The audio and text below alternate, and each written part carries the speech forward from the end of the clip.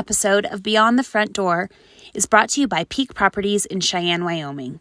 With over 75 years of combined experience in real estate, it's our goal to help clients buy and sell and save by providing the information you want and the professional services you expect. Let us help you with your residential, commercial, HUD, income-producing properties, as well as vacant land and rental needs. To learn more, visit www.sellcheyenne.com.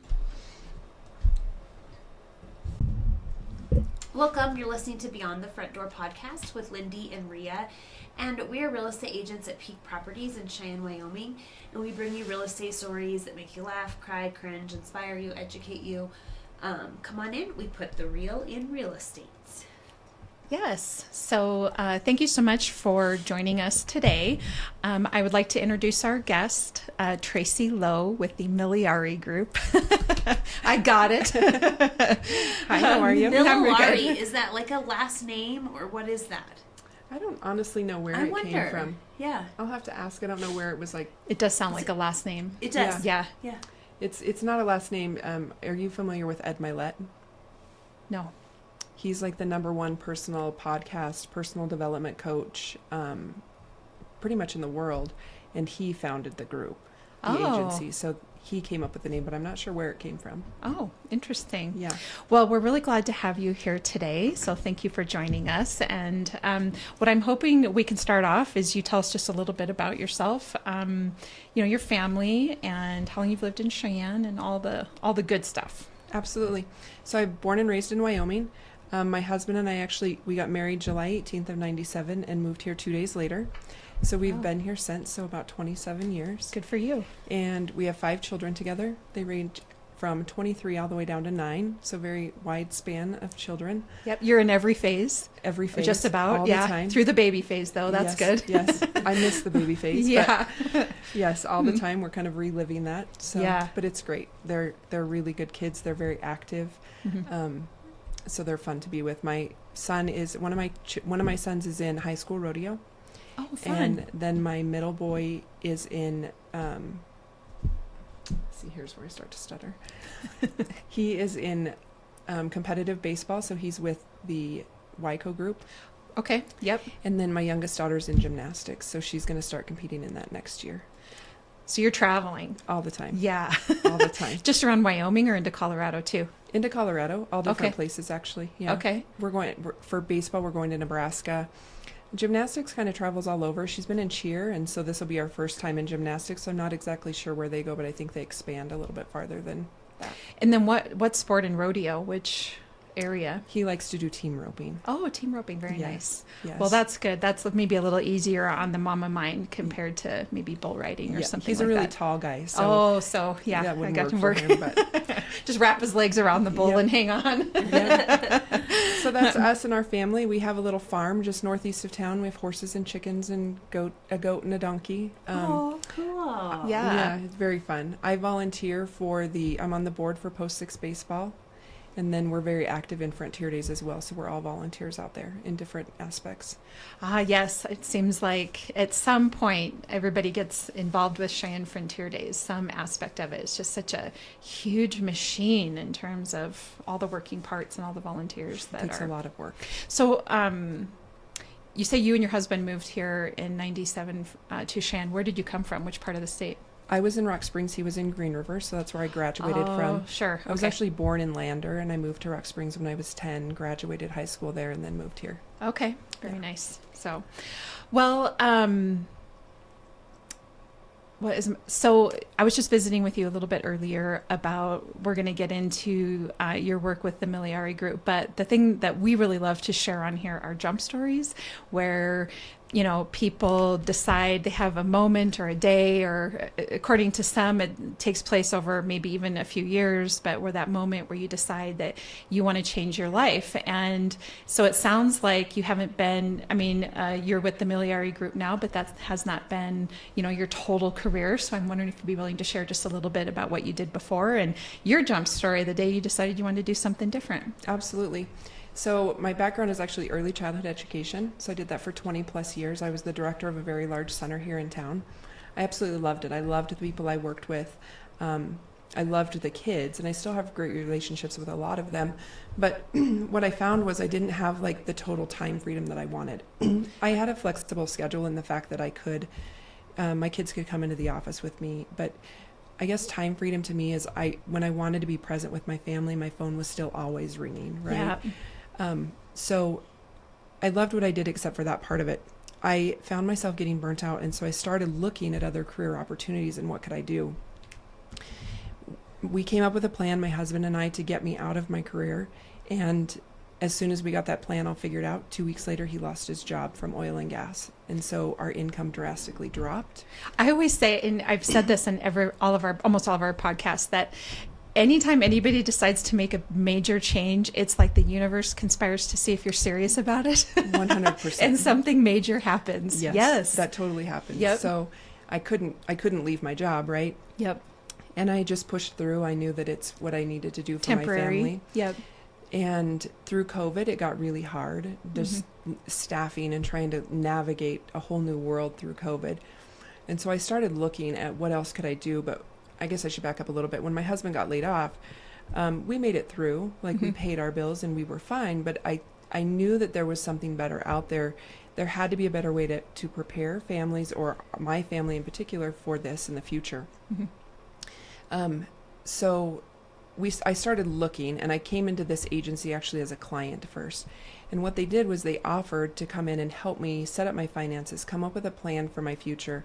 How do I save? But they didn't charge me anything to do it, which was really amazing to me. That's huge. Yeah. So we came in as clients, and we started kind of putting together our portfolio a little bit differently and just preparing our lives differently, right?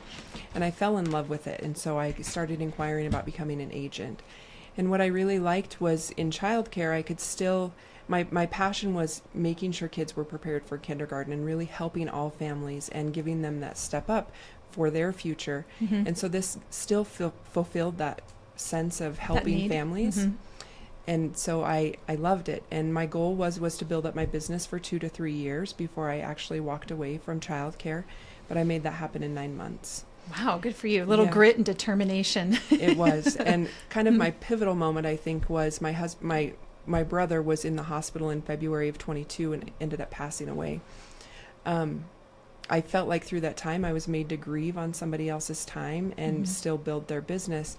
And I swore to myself in that moment that I would never put myself in that position again. Yeah. So I took some time for myself and came up with a different plan, and I went back to work in March and turned in my notice and ended up leaving my career in May of 22.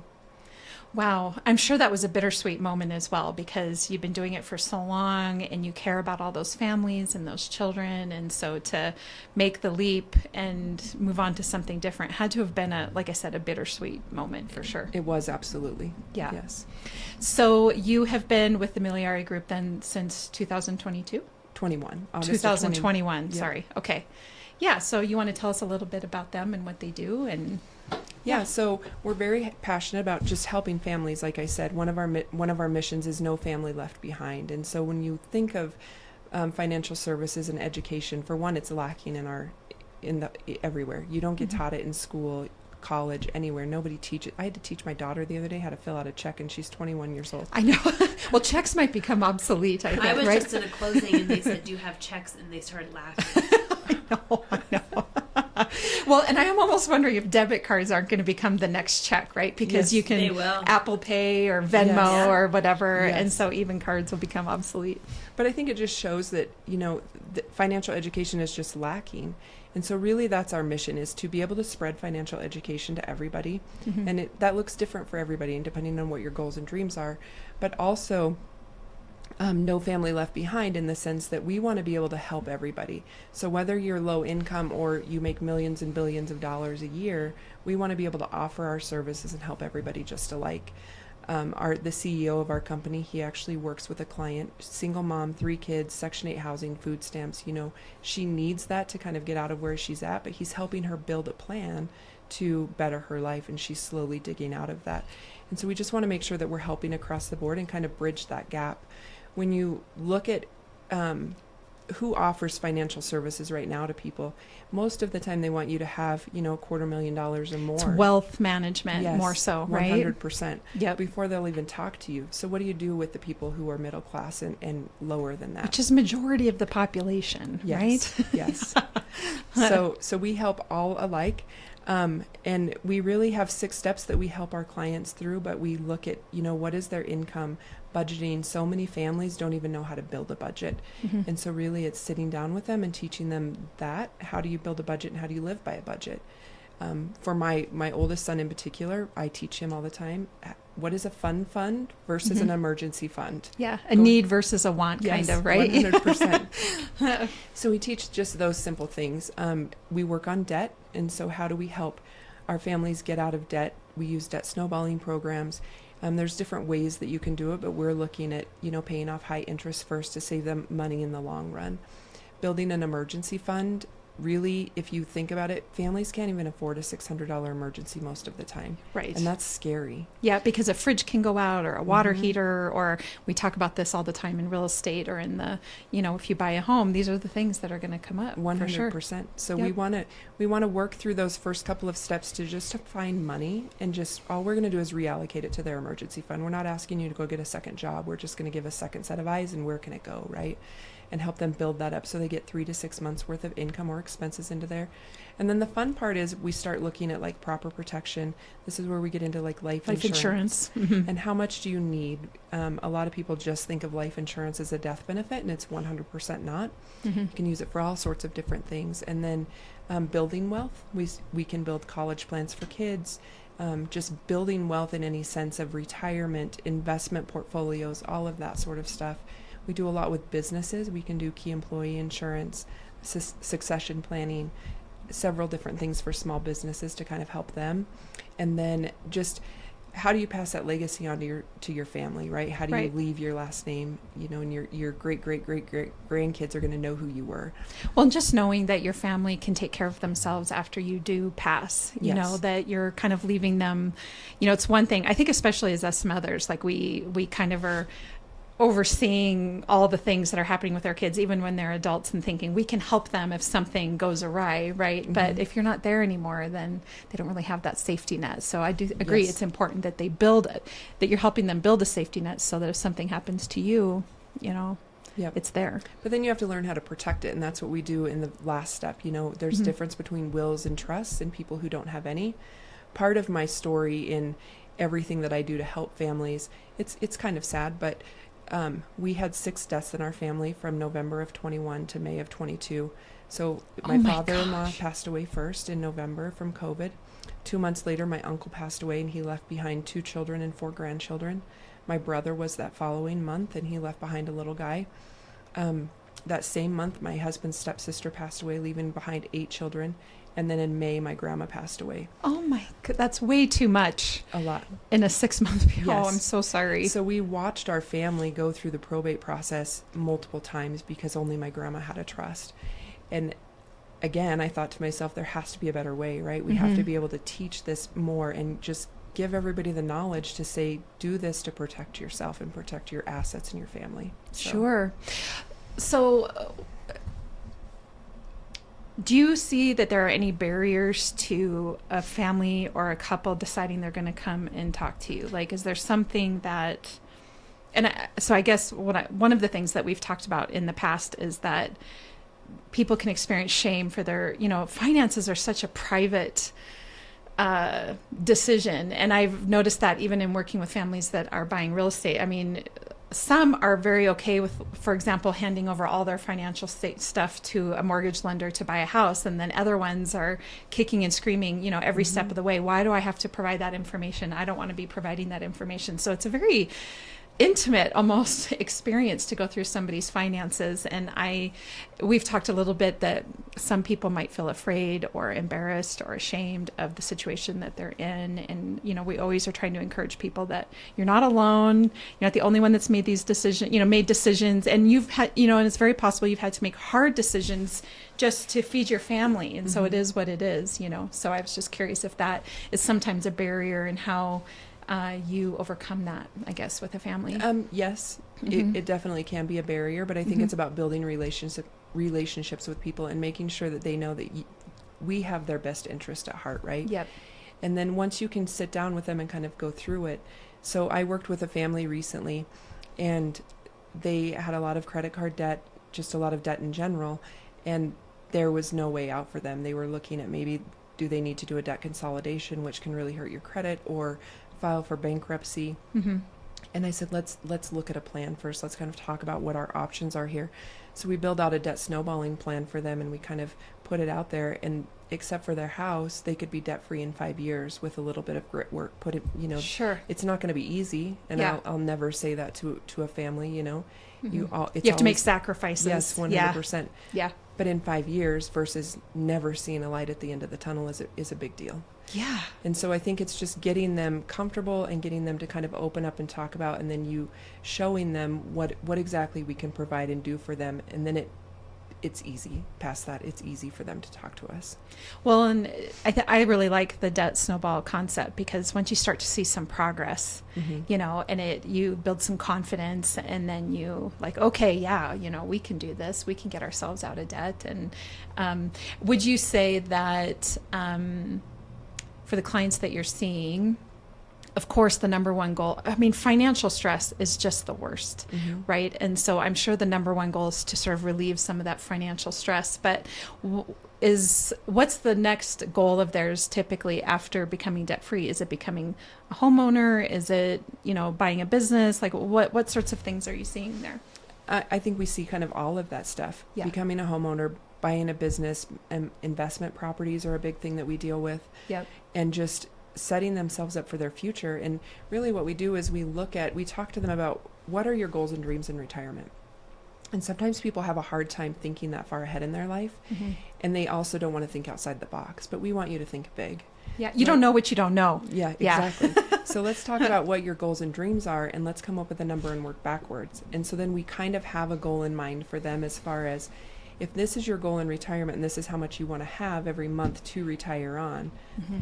After we get you debt free, this is how much we need to start putting away to start reaching those goals. And where does that money go, and what can you do with it?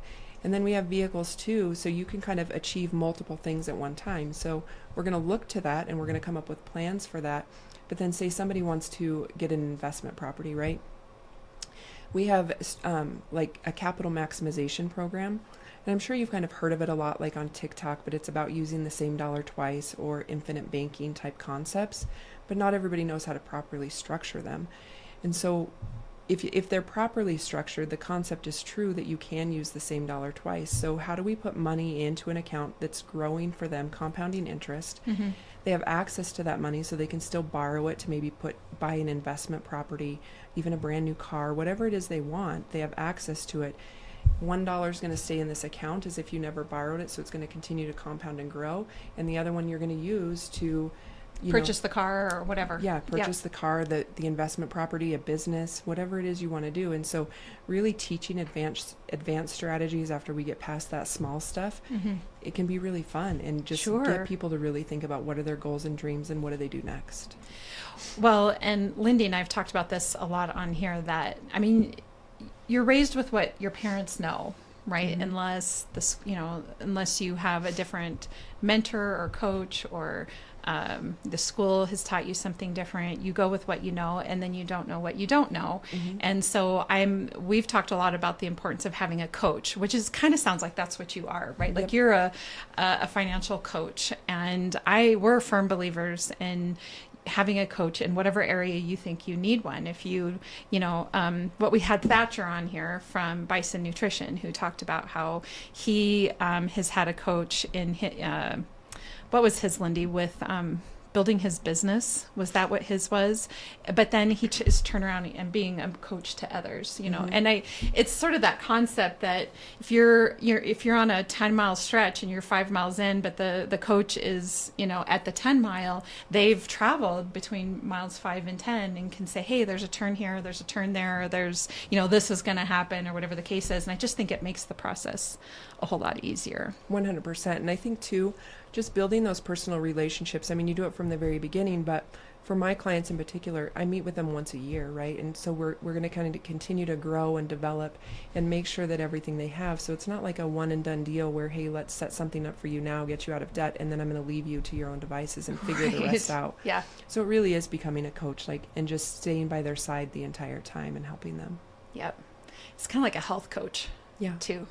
You know, when you're trying to lose weight or make your health a priority, I mean, you have to really change your habits. 100%. It comes down to habits, doesn't it? When you are trying to make a big change in your life, you got to do something completely different that you've never done before. And that's uncomfortable. You know, we talk about that a lot day to day, is just, we do a ton of personal development, and I feel like I've changed and grown a lot since I've came into this industry for that reason, because it's a lot about what is your self-talk, right? How do you, Ed Milet on a call, it was just like last week, I think, he said we need to stop listening to ourselves so much and talking to ourselves more. And I think it's very true when you think about, when you listen to yourself, you're listening to all those negative things. thoughts. You got to breathe life into yourself. Yes, but if you talk to yourself and you are walking around saying, I can do this, I'm meant for this, I'm great at what I do, I'm going to close this deal when I go in, and show a home, and you're talking to yourself positively, it shows on you. It's pretty amazing. Yeah. Well, and I think too, this is an important point I want to touch on, because the sort of the narrative out there, just shifting a focus for a second, so for example, if us realtors are saying, now's a good time to purchase, and now actually still is a good time to purchase, even if the interest rates, are not down in the fives like we would like them to be, but you might be able to have more negotiating power with your home or whatever the case is. And I think sometimes people feel like we're pressuring them into doing something that they don't want to do, but that's not it. What we want is there's just some things that are outside of our control. We're never going to be able to control completely what interest rates are, or what the price of homes are, or whether it's a good time to buy or not. And what we tell everybody all the time is it depends on your financial situation as to whether it's a good time to buy. If you bought the house of your dreams at 2% interest rate, you probably don't want to sell your home unless you're moving to go somewhere. But if you are looking at upgrading your home, getting out of your starter home, then it really does just come down to, is there anything you don't know? Is there anything out there that's going to help you achieve your goal, that's going to sort of take you to the next step? We don't want anybody to do anything that they're uncomfortable with, or that is outside of what's smart for their finances. But I also don't want to see people stuck in a spot because they think there's just no end in sight. Get out there and find out what you don't know. Talk to a financial coach, talk to a mortgage lender, talk to all the people and say, is there a creative way to make this happen? Is there a creative way to make my dreams come true without feeling like I'm making a poor decision, or without feeling like I'm losing money, without not just feeling like, but that you're not actually losing money on something. There's people are still out there, buying and selling real estate. And so it really just comes down to your financial situation. And I can speak for definitely most of the realtors I know that they don't want anybody to get in over their head with something. We really do want you to make a good financial decision for yourself, and don't want you to feel stuck somewhere. If you and again, we talk about this a lot with people and their kids in their 20s that are thinking they're never going to be able to buy a home. And yet next week I'm closing on a home with a couple that are in their very early 20s. It just comes down to, your mindset. 100%. Yep.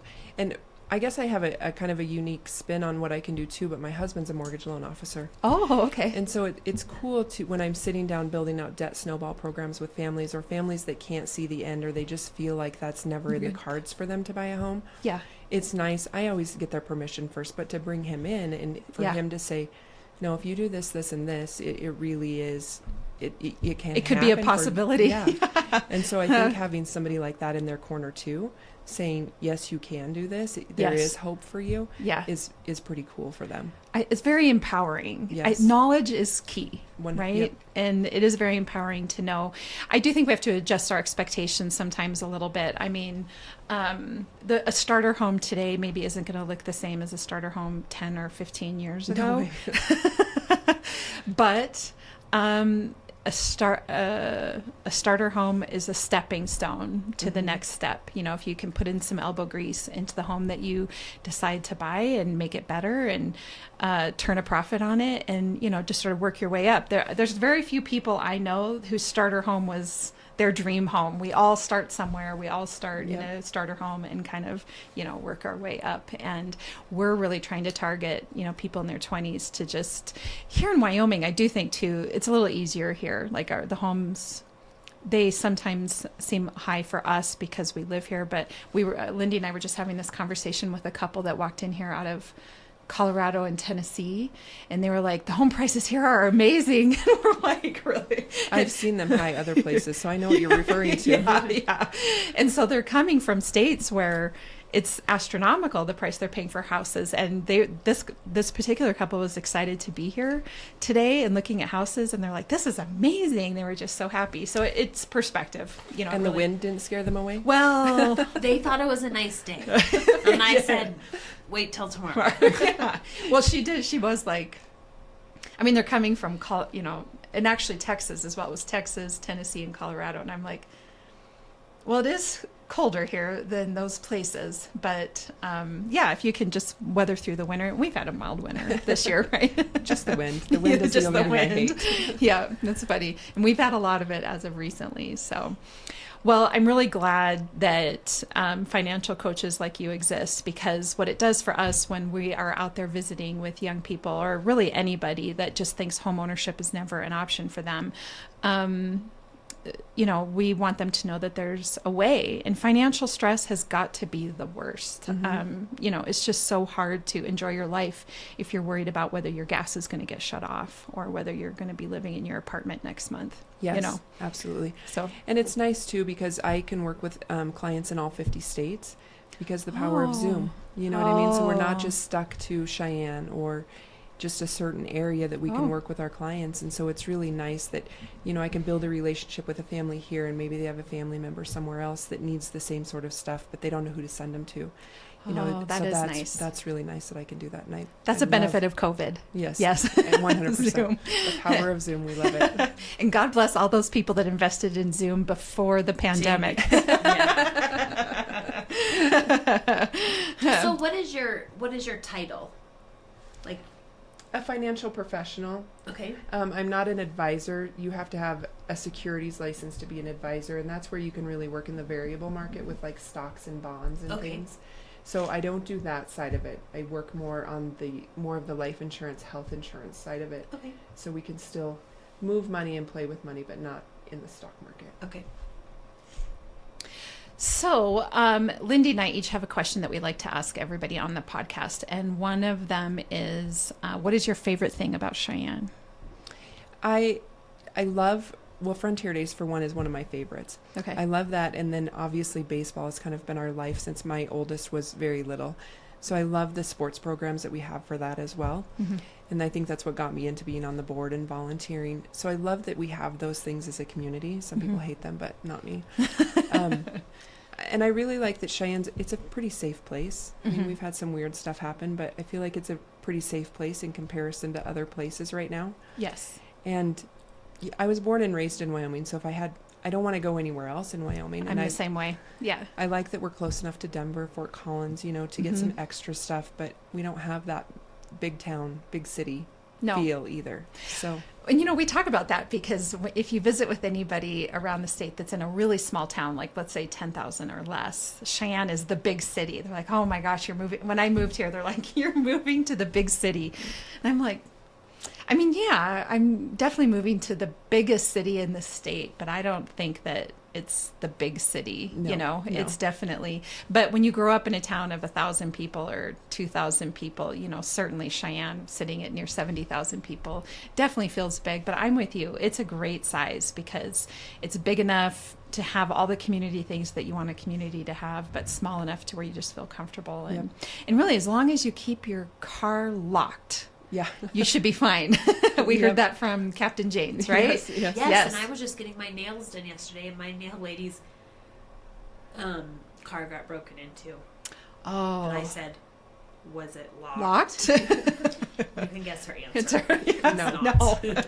No. Yeah, and I travel to Nashville probably 4 or 5 times a year for work. Mhm. And so just the traffic there, and it's so big, and then coming back here, I'm like, oh, it's kind of nice. Yeah. Right? Everybody. We were in the Denver traffic not yesterday, on Saturday, my 10-year-old and I, and he goes, there's probably 60,000 people in this traffic jam. I'm like, yes, the whole town of Cheyenne. Yep. Right here.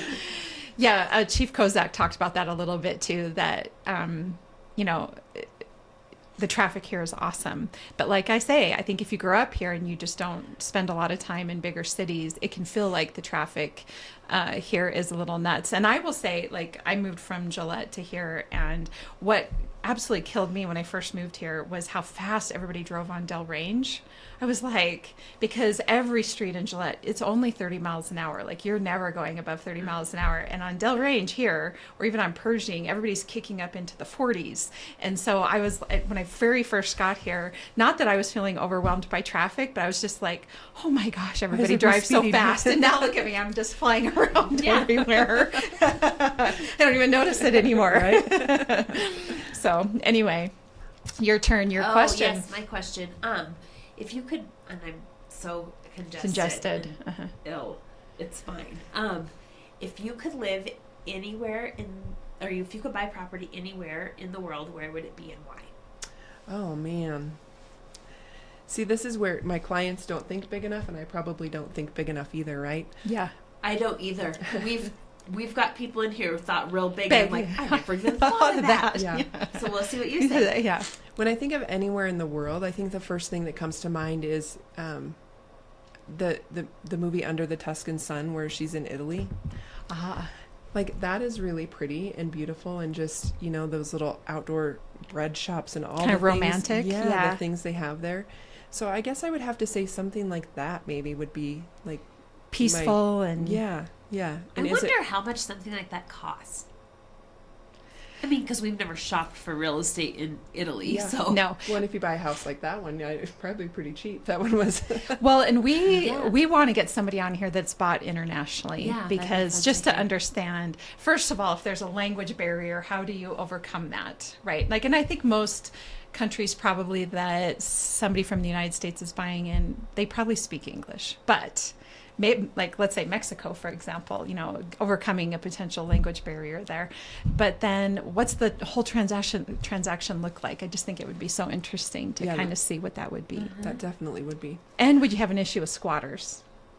That would be the other, like, if you're buying all the way around the world, what do you do to prevent other people from living in your home when you're not there? For sure. And how do you move all your stuff?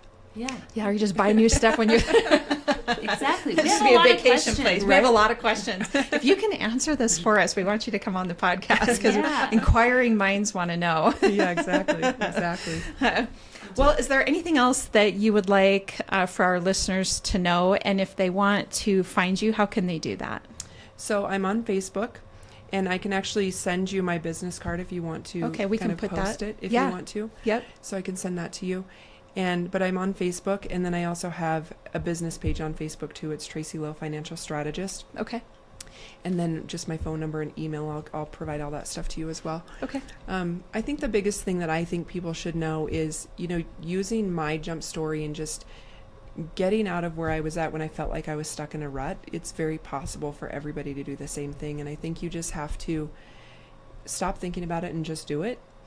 So many times I think people have big goals and dreams, and they want to do something outside of the normal 8 to 5, building somebody else's business. But they think so much about it, and they put so much thought and time and effort into every little aspect of that they never really just kind of do it. And so they probably get overwhelmed by it, right? Yep. So, I mean, you said it a little bit ago. You know what you know, and you don't know what you don't know. Mm-hmm. And you've leveraged people to figure that out. So you just make the jump, do what you need to do to start, whatever it is you want to do on your own, make it happen, know what you know, and then leverage people who can help you, build it farther and increase your knowledge in that sense. And when we're working 8 to 5 and building somebody else's business, we put all kinds of time, effort, energy into that, right? And we do our very best to make that happen. So just do the same thing when you're building your own business. Put all of that into what you want to build for yourself and make it happen, because it can. It's great advice. And I would agree that you just need to start taking the steps. My son Joshua was in here a few weeks ago interviewing, and he just knows he wants to change his life, but he didn't know what that looked like yet. So he decided the first step was just to be done with his lease on his apartment. And he made that decision. He went and filled out the paperwork to end the lease and has started selling his things. And since that has happened, things are starting to snowball for him. And the life is starting to actually kind of rapidly fall together for him.